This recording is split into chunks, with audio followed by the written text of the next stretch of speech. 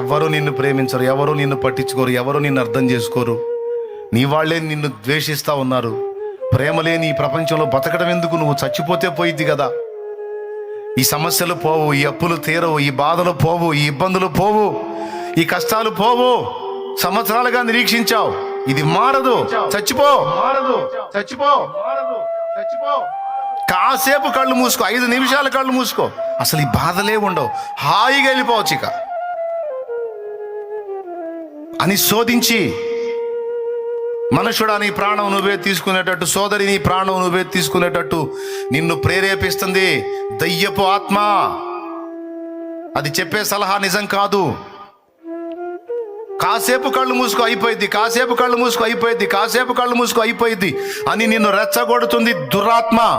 కాసేపు కళ్ళు మూసుకుంటే అయిపోయిద్దా? ప్రాణం పోయిద్దేమో కానీ తర్వాత ఏమైందో తెలుసా? ఇక్కడ కన్ను మూసిన నువ్వు అగ్నిగుండంలో కళ్ళు తెరుస్తావు. అగ్నిగుండంలో కళ్ళు తెరుస్తావు. పాతాళ అగ్నిలో కళ్ళు తెరుస్తావు. ఎందుకంటే నీ ప్రాణాన్ని నువ్వు తీసుకునే హక్కు నీకు లేదో. నీకు ఈ జీవితాన్ని ఇచ్చింది దేవుడు, దాన్ని ముగించాల్సింది కూడా దేవుడే.